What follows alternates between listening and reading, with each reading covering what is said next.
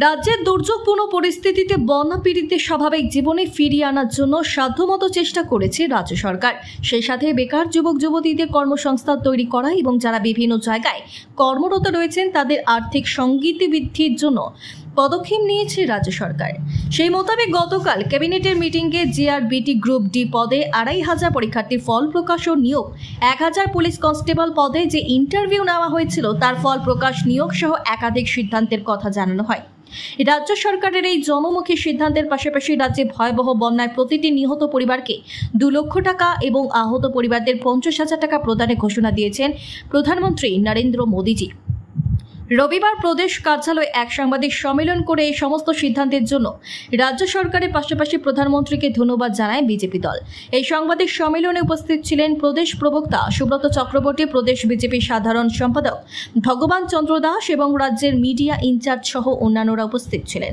সাংবাদিক সম্মেলনে প্রদেশ প্রবক্তা প্রধানমন্ত্রী ও রাজ্য সরকারকে ধন্যবাদ জানানোর পাশাপাশি রাজ্যের ভয়াবহ দুর্যোগপূর্ণ পরিস্থিতি থেকে উত্তরণের জন্য মধ্যপ্রদেশ, উত্তরপ্রদেশ, অরুণাচল প্রদেশ, আসাম, ছত্তিশগড় রাজ্য সাহায্যের হাত বাড়িয়ে দিয়েছে। তাই এদিনের সম্মেলন থেকে সেই রাজ্যগুলোর মুখ্যমন্ত্রী এবং জনগণকেও ধন্যবাদ জানান। অন্যদিকে শপথ গ্রহণ নিয়ে কয়েকটি স্থানীয় দলীয় বিশৃঙ্খলার বিষয় নিয়ে আলোচনা করতে গিয়ে প্রদেশ সাধারণ সম্পাদক ভগবান চন্দ্র দাস বলেন, এ বিষয়ে বিজেপি দল কঠোর মনোভাব গ্রহণ করেছে। দলীয় শৃঙ্খলা ভঙ্গের বিরুদ্ধে যারাই জড়িত থাকবে তাদের বিরুদ্ধে কঠোর ব্যবস্থা গ্রহণ করবে বিজেপি দল।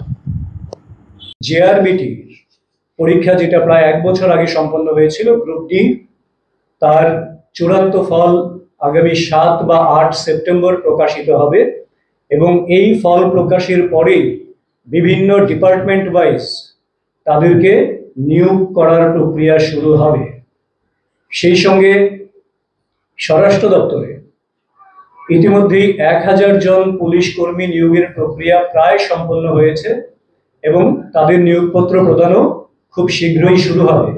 সঙ্গে আরও 916 জন কনস্টেবল নিয়োগের সিদ্ধান্ত গ্রহণ করা হয়েছে। অনুরূপভাবে ট্যুরিজম ডিপার্টমেন্টে 51 জন নিয়োগের সিদ্ধান্ত গ্রহণ করা হয়েছে। Tripura state legal authority Tripura state legal services অথরিটিতে 42টি শূন্যপদ সৃষ্টি করা হয়েছে। একমাত্র সরকারি আমাদের যে সঙ্গীত মহাবিদ্যালয় এসডি বর্মন মিউজিক কলেজ, সেখানে 23 জন ইনস্ট্রাক্টর মিউজিকের নিয়োগের সিদ্ধান্ত গ্রহণ করা হয়েছে।